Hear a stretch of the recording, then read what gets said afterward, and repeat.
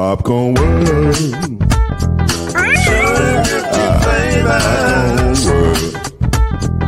Popcorn World. Yeah.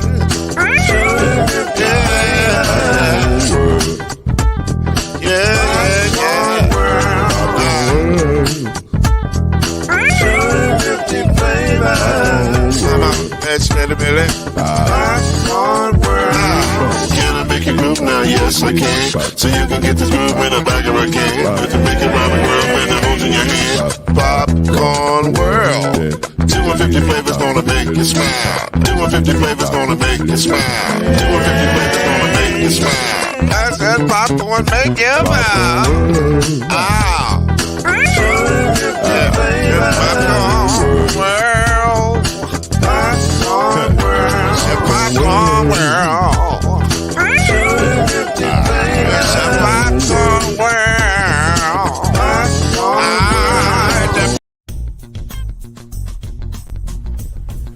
You're now listening to the Brothers of the Five. At shooting guard, it's your boy, Killer Cam. At small forward, it's Reggie Love. At point guard, C Major. At power forward, I'll be.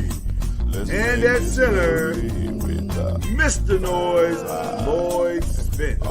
And now, the Brothers of the Five. Add one more plus me and We are about an hour and 20 minutes away from the final national championship of the NCAA. And so we got a shorter show tonight. We're going to get through this quickly and get you guys on to where you need to be or where you want to be, where we all want to be, because we're all sports fans here, even though we are journalists. But we want to do the five. It's Monday. We do the five on Monday, man. So it's time to do the five. All right? I'll write it and we do it live. C Major right there. Your man Lloyd Spence. Shout out to Killer Cam. Shout out to Red. Shout out to Al B, who won't be able to make it tonight. All three are tied up, but nevertheless, the five got to be five. That's what it is, yo. The five got to be five. So, first of all, shout out to little bro. What's going on with you? How you feeling, baby boy? Feeling good. You know, had this little ordeal called the eclipse. There was no rock in America. Saw that today. I mean, I don't get that at all. I don't. The eclipse is not for me. I was sitting there. 400,000 people came to. They said like 400,000 people came to Texas and surrounding states or something. I don't know. It's crazy. Crazy stuff. But then I digress. Nevertheless, we're gonna have a good time here tonight, and we coming in hot, man. We coming in with breaking news right off the top. This story broke last night right around the time WrestleMania was ending. This story broke that John Calipari, who is the former coach of the University of Kentucky, is now going to be the head coach of the University of Arkansas on a 5-year deal. I can just tell you what we know, or what we think we know. We think that they have given him the NIL money that he deserves. I know some of you heard about a buyout. The buyout was only if he got fired, if they had to let him go. It was a $33 million buyout if he got fired. He did not. He went and got another job. So UK owes him nothing but a sweet goodbye and the love of the Lord. So that's what they're going to give him. It is several players that were, or a couple of players that were scheduled to go to attend UK, who had committed to UK, have now re-entered the transfer portal. Obviously, the rumor is that they will probably land in an Arkansas jersey here in the very, very near future. but we wait to figure out all of those dynamics as to what that will be. But ladies and gentlemen, it is official. After 15 years, John Calipari is no longer the head coach of the University of Kentucky. I know you don't have a lot of ties to it as much as I do, but I will ask you, Chad, what is your thoughts on seeing this happen? Well, it's very shocking because when you think of Kentucky, you think of John Calipari and then all the great players that came through that system. So Especially this uh, modern Kentucky. Yeah, I agree. yeah, it's definitely different. But with time comes change, and I guess he felt like he needed a fresh start somewhere else, and Arkansas stepped up to the plate. Um, we probably gonna see Arkansas be a powerhouse now because they're gonna get those players that he's the highly recruited players. So I guess we gotta look out for Arkansas going forward. I'm not sure what's going to come of Kentucky basketball, and just depending on who they hire. But it's like Arkansas is on the map. Well, Kentucky, I'll say this about Kentucky basketball in my lifetime. I'll just say it since I am the elder statesman here, the big brother. Yeah. Kentucky basketball will probably be fine. It has always been fine. It's a brand. It's like Duke. It's like North Carolina. It's like Kansas. They're gonna find their guy. The names that I'm hearing so far, all of a sudden, Scott Drew just happened to be available again. All of a sudden, Louisville called. They were like, "Nah, I'm good." Kentucky calls like, "Hey, what's going on? Let's have a conversation." So, I get it. And then Nate Oates is a name that has been thrown out a little bit. Also, Dan Hurley, like maybe. It ain't easy to recruit to Connecticut, even though they have, and they've done phenomenally well. It looks like they're on the precipice of winning a back-to-back championship. But maybe if he'd like to go to Kentucky and make that a little bit easier on himself. So I don't know. I think Kentucky will probably get their guy. I'm not as worried about that as you think I would be. I'm a little interested. I'll be honest with you. This is a very peculiar move for Arkansas, because here's a guy who for the last 3 years has not really gotten it right as it relates to recruiting. If you want to say he got it right as it relates to recruiting 5 stars, he always gets that right. That's never ever a question.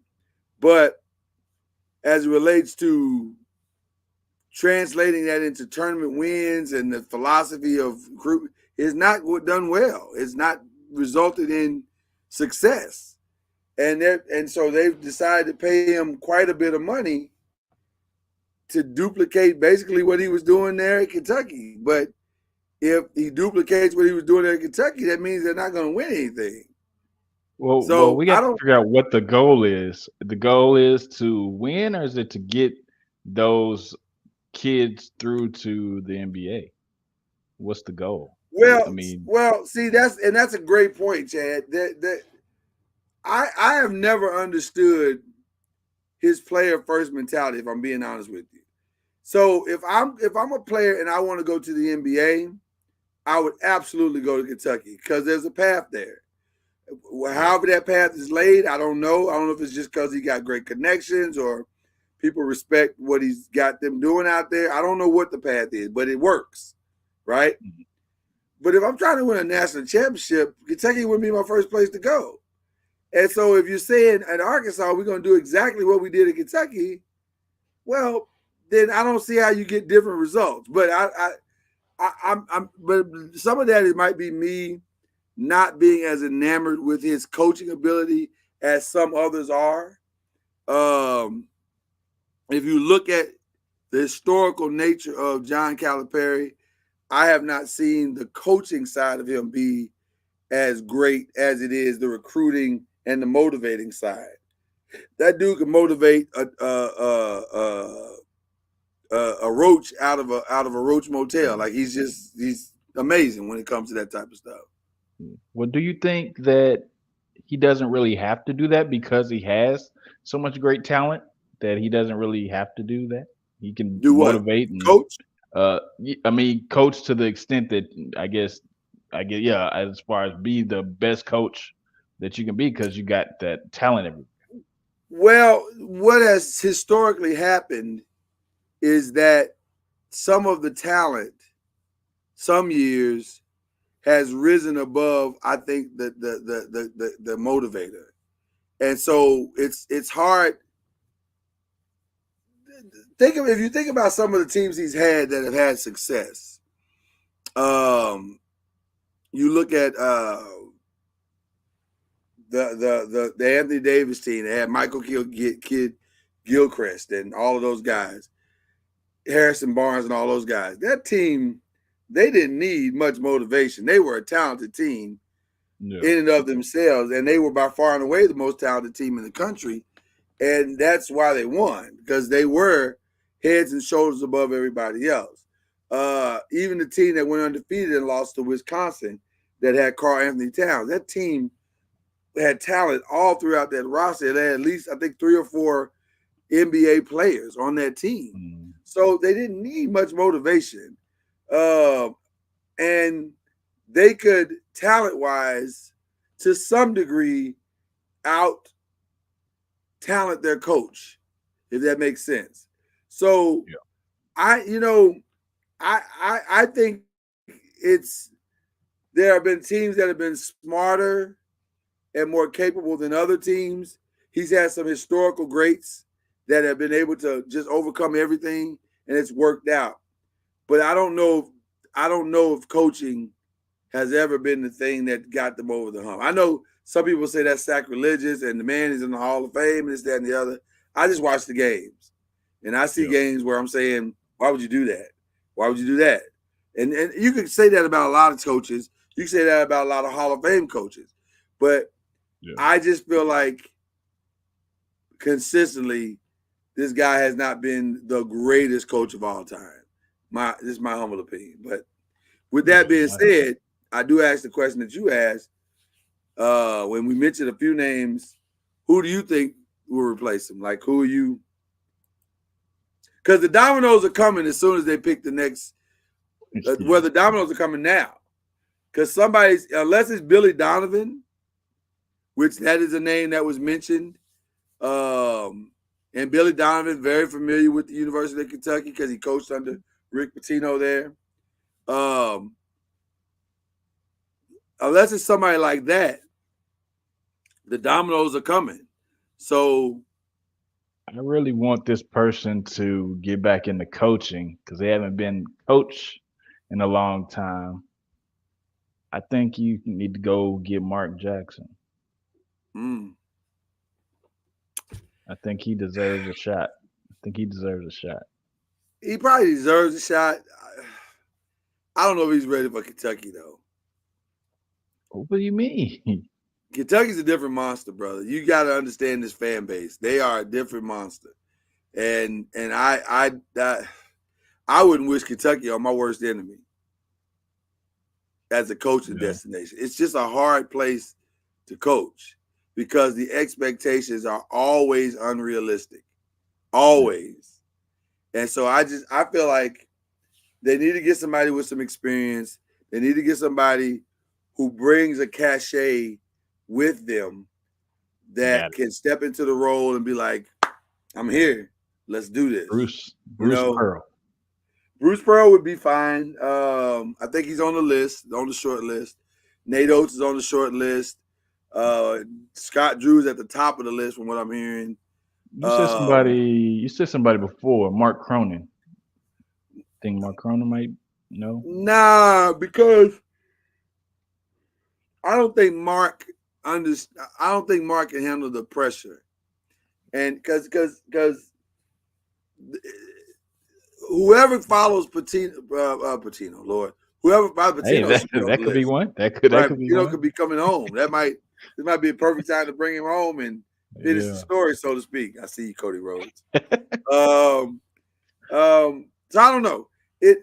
Whoever steps into this role, I think it's got to be somebody that can be all things. So they either have a system that they can put in place and revitalize, or they understand what Kentucky basketball is. But it's gonna be interesting to see Do how you this think all plays somebody out. needs to be a? Do you think somebody needs to be a better coach or a better recruiter?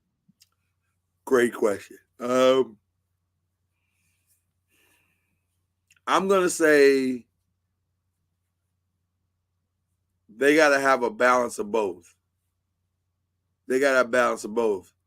Tubby Smith is a better coach to me than John Calipari. But John Calipari is a far better recruiter than Tubby Smith.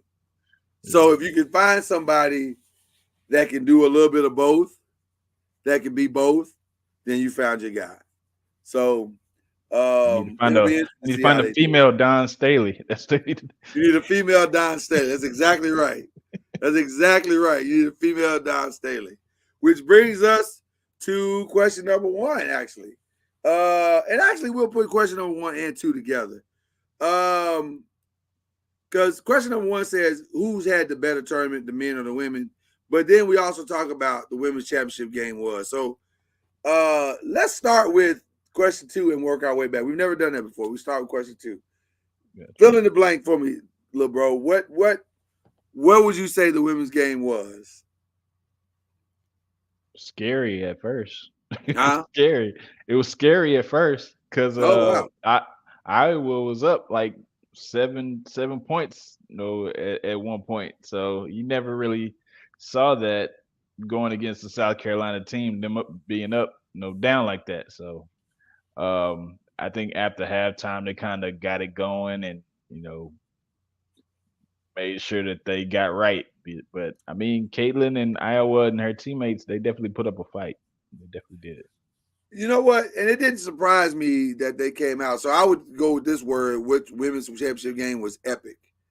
And even I'll even throw another word in there, was elevating. Because I think it just elevated and lifted women's sports. They did an 18.3, bro. That's, if you know anything about ratings, yeah. Nobody does an 18.3. No TV show on TV right now does an 18.3. It doesn't happen. Like there's not one show. You're starting to circle in the Super Bowl numbers now. Like that's how big this event was. So, and not really, but I'm saying it's up like that. It's up in that direction, headed in that direction.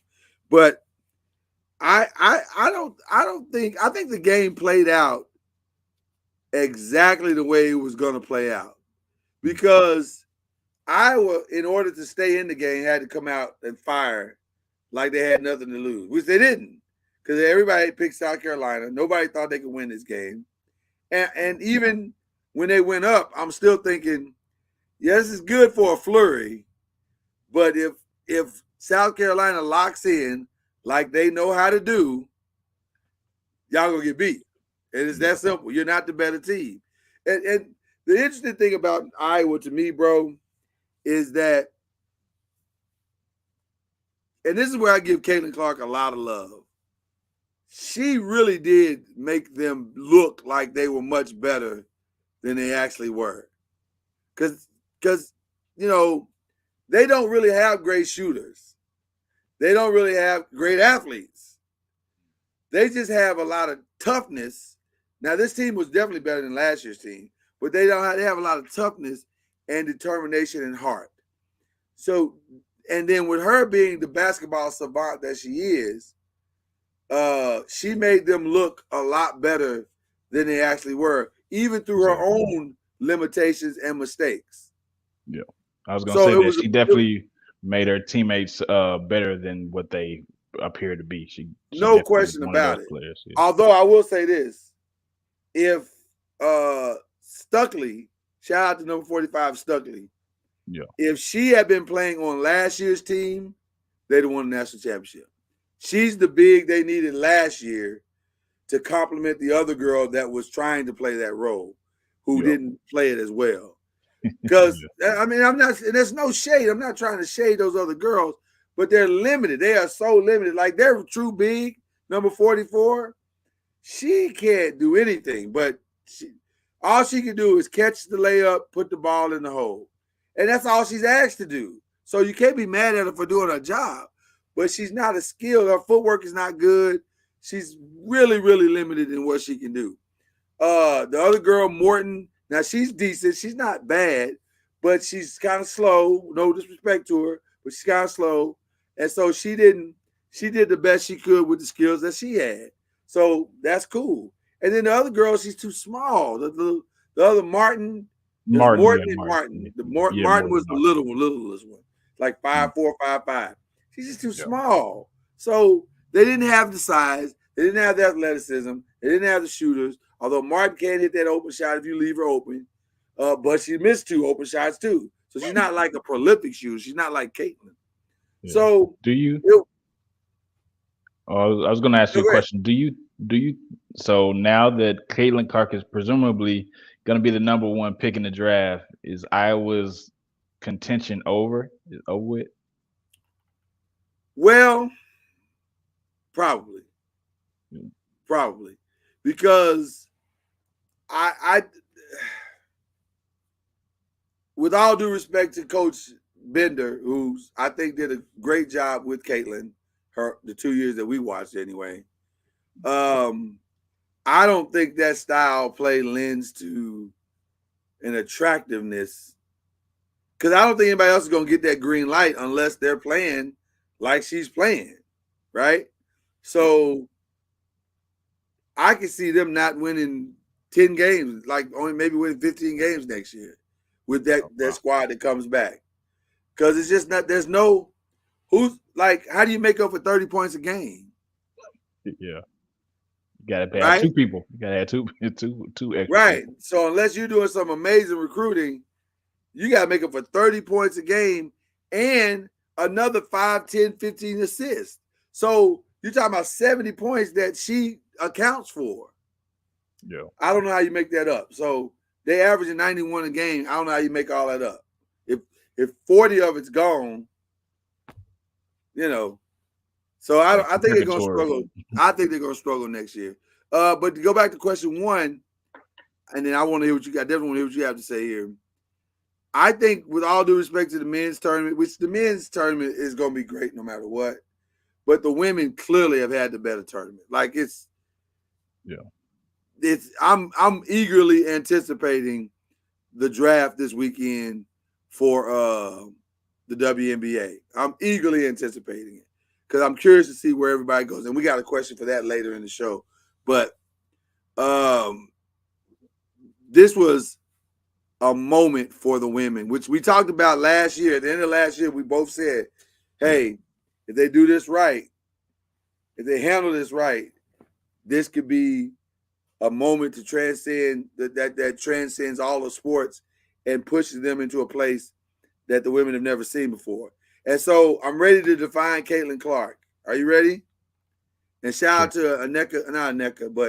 Shanae Gumake, who gave me this word.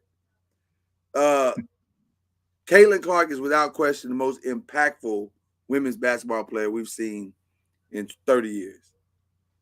Nobody has had an impact on the game, the women's game, like she has. Yeah. I mean, yeah, I would say that's a perfect word because she's definitely reached and, set records and, had the eyes on her and took it, with, pretty much a, grain of salt, handled it pretty much how you're supposed to. Yeah. And, it's gonna be, I heard somebody say, college basketball, you did all these things. The next journey, WNBA, could be something different. They're waiting on you. They're waiting to see. Oh, definitely. Listen, the reality, as Diana Taurasi said, the reality check is definitely coming. Yeah, it's definitely coming. But that doesn't mean she can't continue to lift the game. It's just going to be a little more challenging. And if she puts the work in, I think she'll get to where she wants to be again. But it's going to take about 2 or 3 years for her to get her footing. But here's another part of it, though, Chad.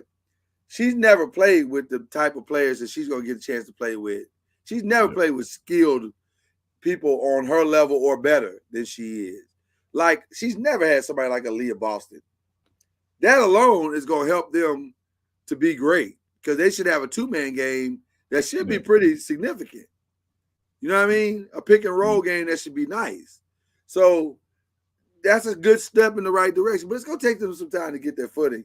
But now we bring us to question 3 with the men. Oh, you have a question? Like you had a question about that? I had a thought Okay, because we just seen Sabrina Ionescu, right.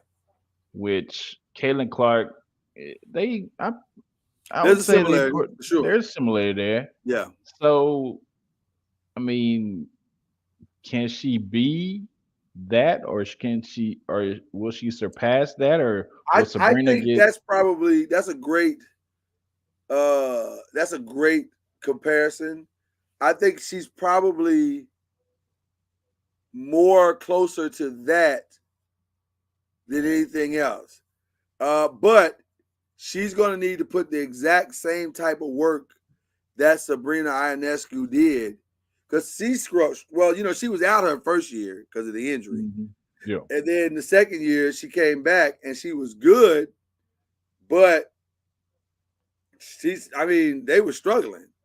And it wasn't until they made the trades for Breonna Stewart and John Quayle that they got like really good all of a sudden. So that's how they made it to the WNBA finals.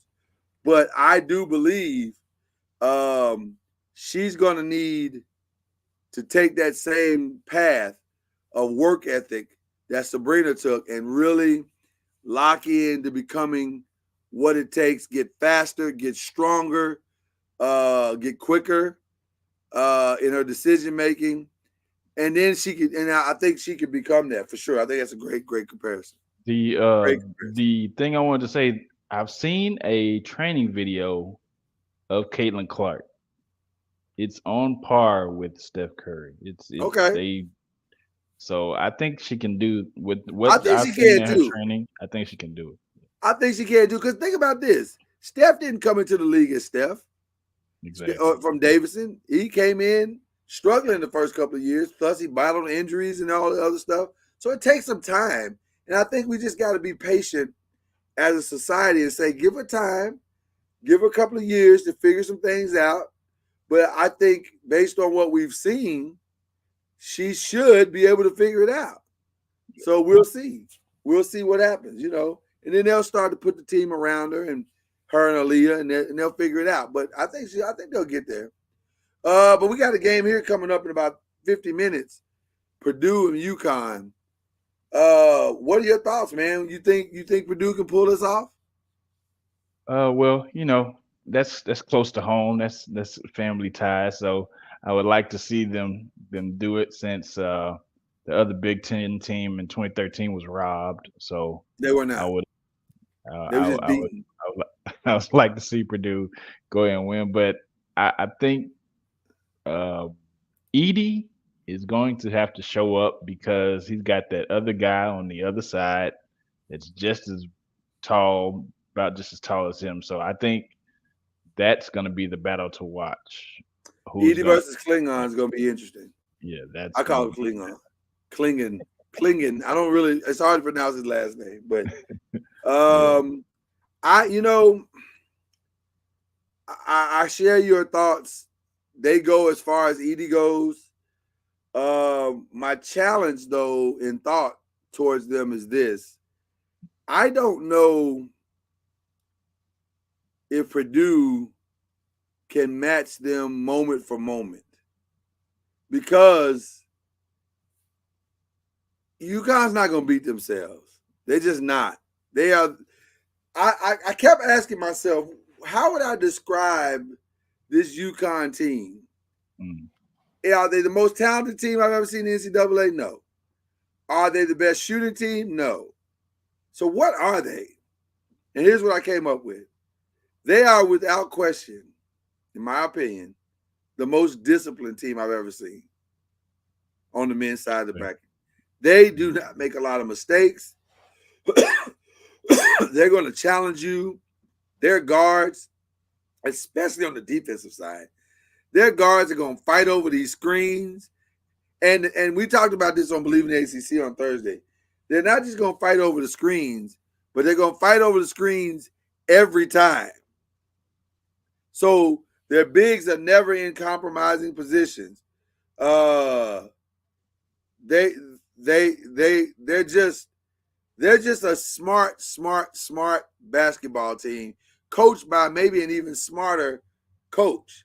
Like this dude was drawing up plays in the middle of that last game while the game was going on. He was literally turning his back to the game, going, "Well, if we did this and we did this," and I'm like, "Who does that?" Like I ain't never seen nobody do that before. So I Yeah. listen. I would love to see Purdue get it, especially for Gene Katie, who I just watched walk into the building.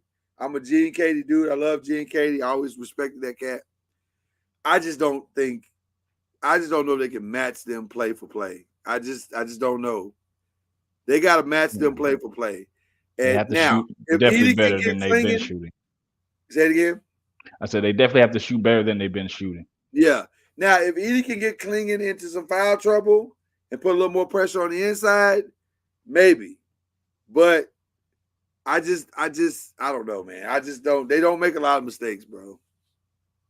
Yeah. So it's gonna be a good game. It's gonna be a good game. We're gonna be here watching it with you tonight, guys. Let's get to the they have, NFL and NBA report. And I gotta start with you. What the hell is wrong with the Milwaukee Bucks? They made the wrong coaching decision. Say it again. They made the wrong coaching decision. The wrong coaching decision. So you think they should have never gotten rid of Adrian? If they were going to get rid of him, they should have replaced him with somebody different. I don't necessarily think Doc Rivers was the man for the job, is what I'm saying. Ooh, you talking reckless now. Talking reckless now, brother. I feel like you could have gotten somebody else that could have better gelled that team, because the team was in first place for a majority of the season, and now they don't know what to do. So you could have just rolled it out with Adrian for the season and to see what happens, or may wanted to find other qualified candidates, but Doc ain't. Well, I'd like to argue against what you're saying, except for one simple fact. They're exactly where they were when he arrived. They're exactly where they were when he arrived. And then you're losing games to the Wizards, and it makes no sense. Like, I don't understand what Doc has given them, other than maybe a higher level of accountability. And I say that, and maybe we might be being too harsh on them. I don't know. Because when you look at their schedule and what they've done, now this last stretch has been horrible because they've lost 4 games in a row, or they've lost 6 out of the last 7.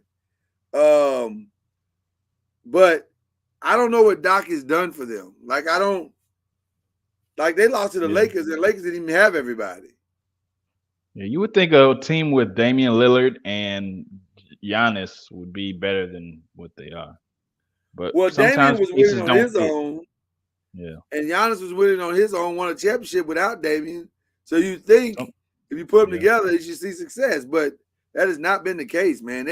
This has been somewhat disastrous, like, so far. Some couples don't fit together. Some couples just don't fit together. Some couples just don't fit together. Maybe they are that couple.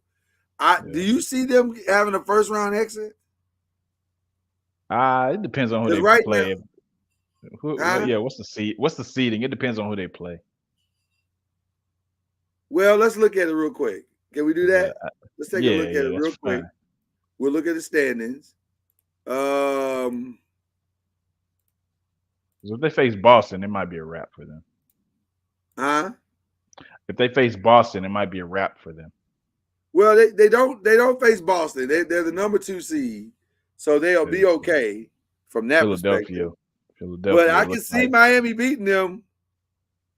If Miami sneaks up into that, I can see both of those teams beating them. I can see Miami and Philly beating the way. Listen, shout out to Tyrese Maxey, who is on fire right now, and Joel is starting to look like Joel. So I can see them losing to both those squads. Now, what they should hope is that Indiana falls into that 8 in that second 7 spot, and they could probably beat Indiana in a 7-game series. I, I, But I, I don't know if they I can don't, beat Philly or Miami. I don't even know if they could be Indiana if Tyrese Halliburton plays like he's been playing. I don't know, but Philadelphia, and Miami, yeah, I don't give them a shot. I would pick if and when we get ready to pick those and those become the final games, I would pick Philly or Miami over Milwaukee in both those series. And I wouldn't even I would hesitate. agree. I would agree. Which brings us to question B. Can the 76ers create chaos at the top of the East? I say yes. I say Orlando don't want to see Philly. Milwaukee don't want to see Philly. I think the highest Philly can go is the sixth spot. That Um, Buddy Heat trade was massive. It looks like the it. what? They said that Buddy Heat trade was massive. It looks like it put him in a different. It gave him a different look. Yeah, So I think Philadelphia not only can create chaos at the top of the East, I think they're going to. Now, do I think they can beat Boston if they ended up in the Eastern Conference Finals? I don't think so, but I don't love Boston like a lot of people do. yeah, I mean it's a good chance that they could shoot. Boston could shoot themselves in the foot like they've been doing and chunk up a whole bunch of threes and it just that can something to be a 50-50 type deal because if Embiid takes over then it's you got to go up against Porzingis and that Embiid can eat Porzingis for lunch. So Well, that brings us to this: who can play spoiler in the East? Like of all the 8 teams or 10 teams, I guess we still got to count the play in. But of all 10 teams, is Miami still the spoiler, or is it Miami and Philly mm, now? so we don't give no is New York done? I don't think they're gonna be able to do it without Julius. That's a huge hole in the situation. Although they playing decent basketball, they're not Yeah. horrible. I just think they're not gonna be able to do it without Julius. Orlando's pretty hot right now too. Um, Who's that? Orlando's pretty hot right now too. Yeah, but they're so young, bro. But They're that means so they don't know no young. better. They don't know no better at this point. They could just roll off Yeah, some but they wins. know no better. To me, it ain't like Sacramento's know no better last year. Sacramento really didn't know no better, and they was just like, "We don't. Are we supposed to lose? Somebody better tell us because we're not gonna lose." Yeah. So I don't know if that's Orlando's testimony. Um, Oh no. I would say it's Philly, Miami, maybe Indiana. Like you said, if Tyrese Halliburton keeps playing like he's playing, maybe Indiana. But Cleveland? that bottom looks really good. What about Cleveland? Uh, huh? What about Cleveland? Not the way Lakers beat them the other night. No, they told me a lot about Oh them. yeah. I'm like, they're not Yeah. ready. Yeah, they They're just lost not 3 ready. last 10, so yeah. Yeah. Then the final NBA report question: do the Lakers and the Warriors both want to avoid the Nuggets? Currently, the Lakers and the Warriors sit in the 9-10 spot. Which, listen, if this stays the way it is, one of them is going to avoid the Nuggets anyway because they're not going to be in the championship. They're not going to be in the tournament. They got to play each other, and then that'll be the end of that. Yeah. I think if I had to guess, based on the way the schedule is unfolding, I think the Lakers are going to end up either in the 8th spot or the 7th spot. Now that's provided that tomorrow night Anthony Davis and LeBron come back and they're healthy to play against the Warriors and to get that full game that they need to kind of put pressure on Sacramento. Because tomorrow night is interesting. And we'll go through a couple of the games that are happening tomorrow night. But I think the Nuggets are currently in the 2 spot, tied for first, with Minnesota holding the tiebreaker. I think Minnesota's going to end up surrendering that. And I think the Nuggets are going to end up in the 1. And if that's the case, I think if the Lakers can get to the 2, then they got a good shot to get back to the Western Conference Finals. If they got to play if they got to play the Nuggets, in the 8 spot, and Nuggets are 1. Or if they got to play the Nuggets in the 7 spot, and the Nuggets are 2. I don't think they can beat. I don't know if they can beat them. I think it could be interesting. And they're about maybe the only team that can push them, other than guess who I'm about to say, the Warriors. Mm. I think the Warriors would welcome the Nuggets because I think they have a lot of the components that you need playing at the right. They're playing the right way, and I think they can beat the Nuggets in a 7-game series. Which Yeah, is interesting because matchups matter in these games. And yeah. so it's a weird set of matchups where I think the Nuggets could end up losing to the Warriors in it. What do you think? No, I agree with everything you said about LA and how I mean you just have LA just has to be healthy, man. You have to make sure that Anthony Davis and LeBron are on the court at the same time. They have a good chance against anybody if that happens. Yeah. So I think that either one of these teams can compete with the Denver Nuggets. It's just what team is going to rise to the occasion because Denver, they're not an unbeatable team. They can be beat. They just have one of the best players, and we just have to like the Warriors. Nobody thought we would be number one in rebounding, and we're number one in rebounding in the NBA. Yeah. So that's definitely one thing that you have to do against the Nuggets. We have to rebound, and Lakers they have uh, matchups that they can exploit on that side. So both teams can beat the Nuggets. It's just that what day the sun is going to rise, and can that Exactly. happen? So Yeah. so No question. No question. All right. Quickly on the NFL report. Yo, what's up with your man? What's up with your man? What's up with your man? Texas standout Tavondre Sweat, ready to make millions of dollars, getting arrested for the DWI. What's up with your boy? So that guarantees he goes to the Cowboys. that guarantees it right there. It's a guarantee. It's a guaranteed That's draft right there. You can just stamp it right there. Yep. Stamp it right there. All right. Yeah. Man, the quarterback conversations have been changing the last week. And man, I'm hearing more people say, Bears, you can take Caleb if you want to, but you're missing out on the best quarterback in the draft, which is Jaden Daniels. By the way, that's what I've been saying, Chad, that Jaden Daniels is the best quarterback in the draft. Yeah. It's cool when they do it, though, in the words of our brother Cam. You know what I'm saying? I've been saying that. I've been on that. So I stand by it. I think Jaden is amazing. And so, but who would you take? Or who should be? I'll say it that way. It's probably going to be Caleb, but who should be? I'd say between Jaden and JJ McCarthy. Either one of those. See, I'm hearing a lot of people talk about JJ too, man. Yeah, I don't think you can lose with either one of those. What's interesting about the JJ conversation, Chad, is that the JJ conversation is centered around his poise. Like they're saying, he can make the throws, he can do stuff, but one of the things is he's a student of the game.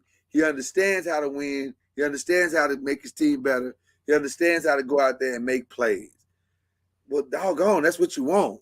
That's what you want. That's all the things you want. So being able to throw the ball 70 yards is a bit overrated sometimes. Because if you can't, Jamarcus Russell could throw the ball 70 yards. How'd that work out? So there's no shade to Jamarcus Russell because I'm sure there's a lot of things that kept him from being great or whatever. But my point is, you got to have more intangibles than that. And I think J.J. McCarthy might have those. I'm even hearing more Drake May talk. So I don't know if Caleb, to me, Caleb is the third best quarterback, maybe even the fourth in the draft. That's just my opinion. And I like Caleb. I think that the first pick sometimes can be over exaggerated. You can either hit a jackpot with CJ Stroud, or you can be a Tim Couch or Johnny Manziel's. It's a crapshoot. So you really don't know. You really don't know. So well, to your point, Ed, and your point is phenomenal right now. The same year that Josh Rosen, everybody said Josh Rosen is the man in Arizona. You got to take him. You got to take him. You got to take him. They took him and passed on the better Josh, which was Josh Allen. So, and everybody looked at Buffalo taking Josh Allen like, what are y'all doing? Are y'all trying to take your franchise?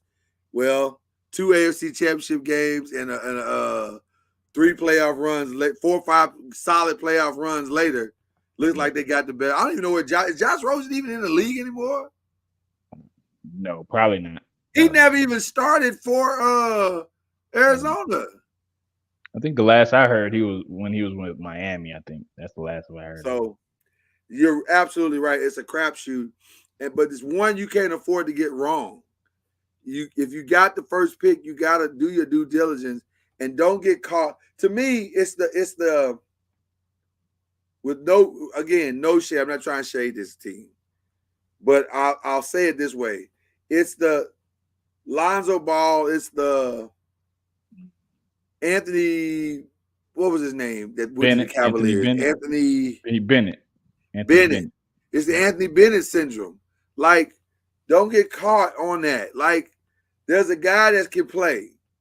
Find that guy that fits your system and go draft him.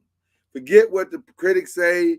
Forget what the potential says and all that nonsense. Just go get the guy you love and live with the results at that point. Now I can live with it if I get the guy I love, but drafted because that's what everybody told me to do. I think that's stupid. So anyway, real quick, we got a bonus before we pick our 5.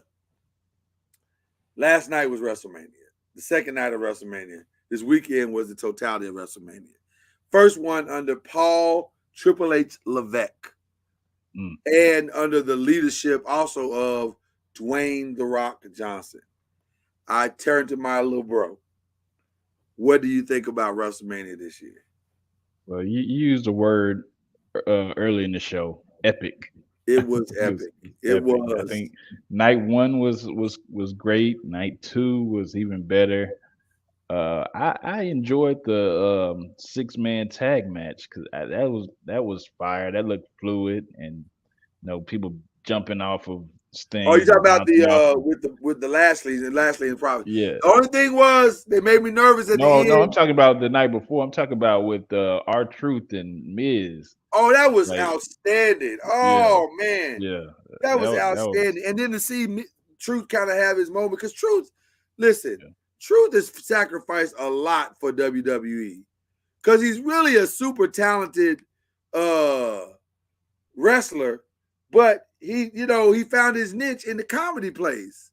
And so he's that dude that makes it a little light, makes it fun for the kids, but he's got as much talent as any other wrestler on the roster. And so, I agree with you 100%. It was cool watching him and Miz win the championships, win a part of the tag team championships. I'm glad they're splitting it up again. I think I like it better when it's split like that and it's not just one person holding it all the whole time. Listen, 52 years old. I ain't gonna hold you. But shout out to Drew McIntyre, who's not getting enough love today. Because, wow, he put Damian Priest over. Yeah. He put him over. And that was because that was a moment that we've never seen. That, to me, that was almost as big a heist as Seth Rollins when he beat Brock and Roman for the title that year. But that whole thing with CM Punk, that was phenomenal storytelling, man. But I got to but listen, obviously the thing that everybody's talking about today is the end. Which, let me say this. If you go take Roman off the stage and put Cody on the stage to carry the banner for a couple of years, that's the way you do it. That's the way you do it. You let legends beat it. Storyteller. You let legends affect it. Yeah. I'm going to give it up to Triple H, man. Triple H is killing it. He's absolutely killing it. It's one of the greatest. We're seeing one of the greatest runs that we've ever seen in wrestling history, I think. In the storytelling, it's so much better now than it's ever been, in my opinion. It's not campy. It's not corny. It's real. It's life imitating art, art imitating life, and it's beautiful to watch. It's really beautiful to watch. Do you So do you think do I'm you on think board 100%.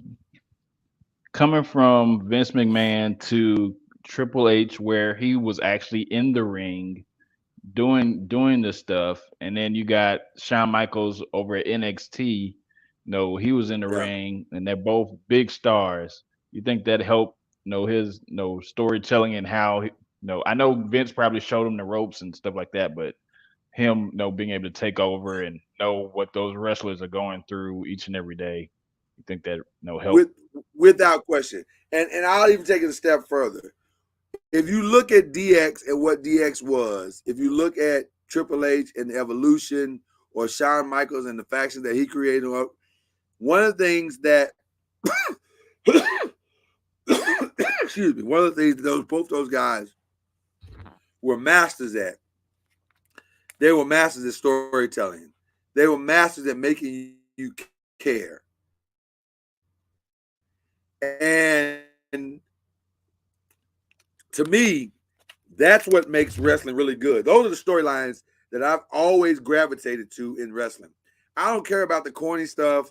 I don't care about the campy stuff. I care about the stuff that makes me feel something. And everything that he's done, that's why Triple H is one of my favorite wrestlers, because he makes me care about what he's doing. He makes me, if he's the villain, then I hate him. If he's the baby face, then I love him. I'm rocking with him.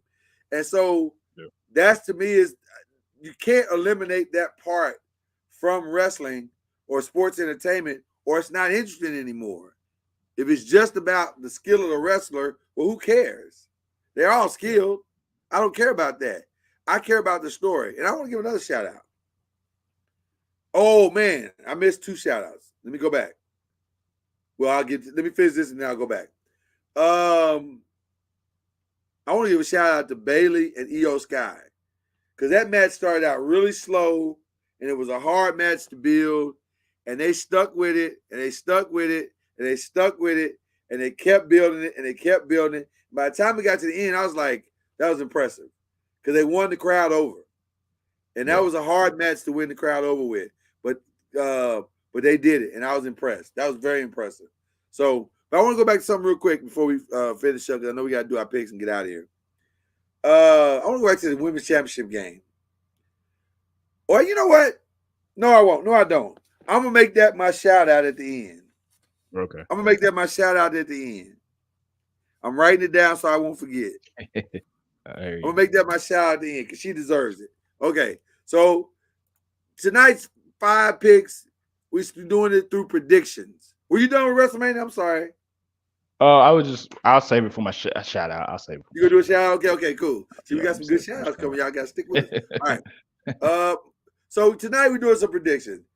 The second pick of the WNBA draft should it be Carmella Cardosa? Should it be Angel Reese? Should it be Cameron Brink? Or should it be other? Cardoza. What is that? Cardoza. Cardosa? I agree. I think her upside is just tremendous. And even though she started the game a little sloppy last night, man, when she settled down, she was unstoppable. And I think you can't coach 6'7".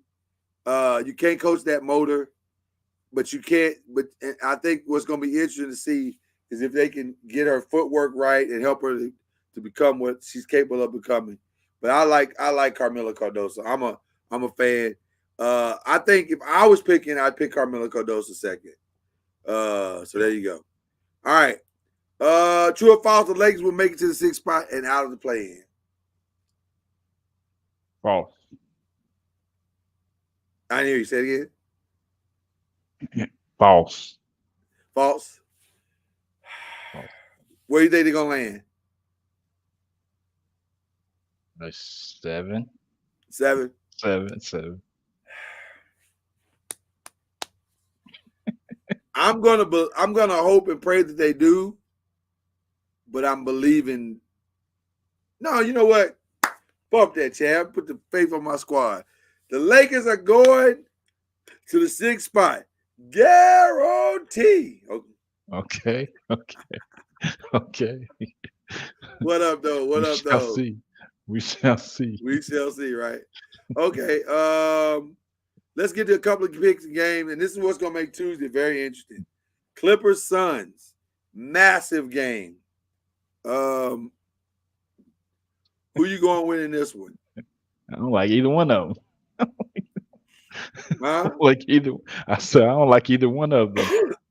Well, But I guess I'll why go don't you like Clippers either one of them? You saying?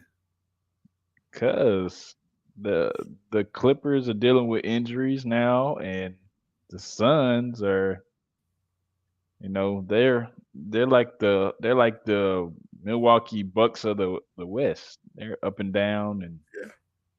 so I go Clippers, I guess. If Kawhi plays, the Clippers win that game. If he doesn't, the Suns do. And that's so I'll leave it at that. So what's your pick? What's your pick? I just picked. If the Kawhi plays, the Clippers. If he don't, then it's the Suns.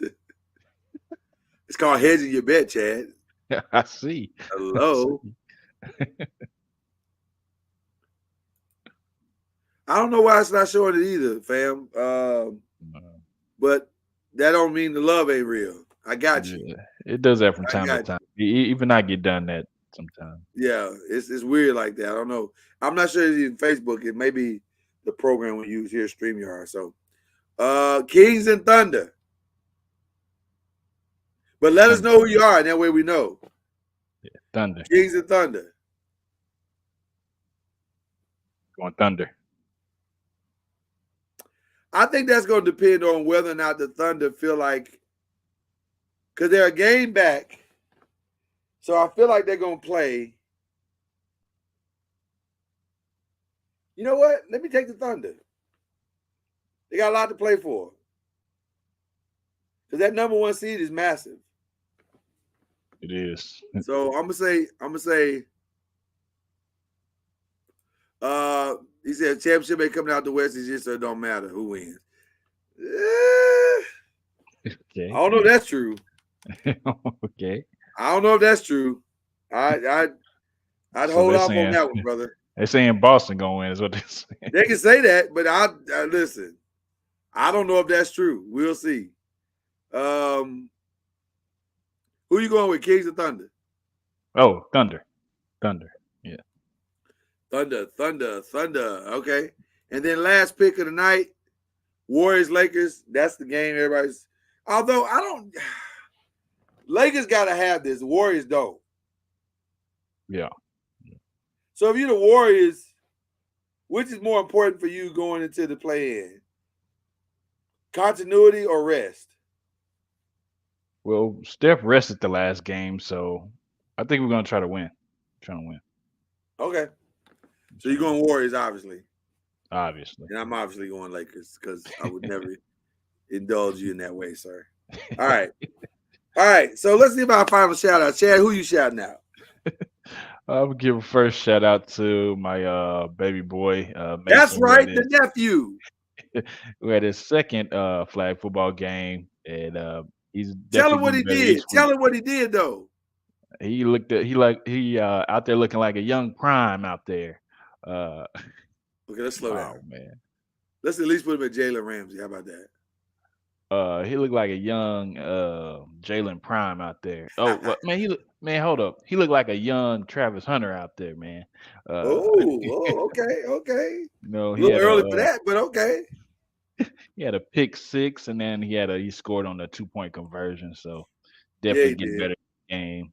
And shout out to my father-in-law who's been working with him as well as me. So he's definitely getting that knowledge on both ends. So also shout out to South Carolina. Yes. 38-0 and winning the championship. And shout out Don Staley. She's I think 110-3 in 3 seasons. That's insane. Crazy. That's insane. And I saw a story about her. I forgot which coach cut down the net and gave her a piece of the net, and they said, pay it forward. And this was her first loss, and they say pay it forward. And so she cut it in 70 pieces, and has been giving it to different uh, black women's coaches in Division One. So Wow, that's cool. that's cool. Don is great. Uh, Don's a class act, man. Class She's act, class and act. Class she act. just got the number one. She got the number one player in the country. I think Well she got the number deserved. one in the country. Yeah. Well deserved. So also shouting out the women and the men of WWE, but specifically Bianca Belair, Naomi, Jade Cargill. And Jay Cargill. That was fire. Continuing to The make interest was history. fire. Interest was fire. The match was fire, and just WWE in the whole is definitely making their way and setting it up for when Netflix comes. It's gonna be even better, I think. Yeah. and WWE's in a whole nother zone right now. Like they're killing it. They are absolutely killing it. All right. One shout out that I forgot, and I should have given this earlier, and I apologize. But I'm glad we saved it for shout outs because it's the perfect way to go out on today's show. Yesterday, something amazing happened that some of you may or may not remember. This time last year, South Carolina and Iowa played, and Caitlin Clark, for all the things that she did amazingly this year, in the spirit of competition, she kind of embarrassed a young lady by the name of Raven Johnson. And Raven was struggling to shoot the ball, be it nerves or being not really committed to her shot like she's supposed to, whatever it was. She couldn't hit her shot last year. She couldn't hit a three. She couldn't focus last year. She was struggling really bad. And it was so disrespectful. Caitlin was so disrespectful to her that there were times when she shot that she would literally turn her back to her and let her shoot. It was bad. She embarrassed her last year. Fast forward to a year later, and Raven Johnson, for lack of a better words, she got it at ass. When she was the primary defender on Caitlin Clark shot 5 of 20. Ended up shooting total 10 for 28. But every time Raven Johnson was on her, she locked Caitlin Clark all the way up, shut her water off. And I'm going to tell you something. The reason why I bring this to everybody's attention is because Raven admittedly said she fell into a funk, dare I even say a depression last year because of that. And to see her bounce back from the game she had last year to what it became this year was nothing short of amazing to me. And she had 4 steals in the game. All of them were on Caitlin Clark, including the one before the halftime. Listen, that's how you fix your problems. That's how you right your wrongs. That's how you refocus yourself and make yourself a better version of yourself. So shout out to Raven Johnson, who probably is as much as, Caitlin still had 30, but that was a quiet 30. That wasn't the same kind of 30 that she's had in the past. So sometimes it's about how you shut them down as opposed to if you shut them down. And that's Raven Johnson did her thing, and I got to give it up, man. She did. I got to give it up. So I just wanted to make sure we acknowledged her properly on tonight's show. So listen, we're about 16 minutes away. The mystery guest that we had is LeBaron.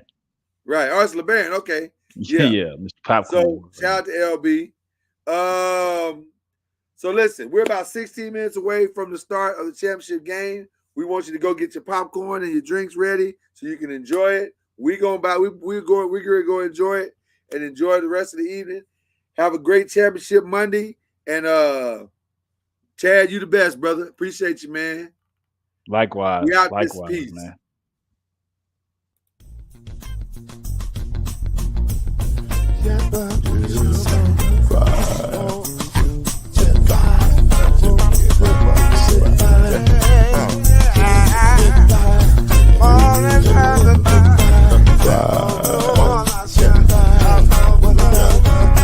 Five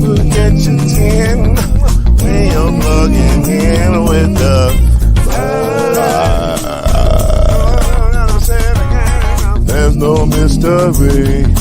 Let's make history with the five. The strong will, 2 and 3, add one more.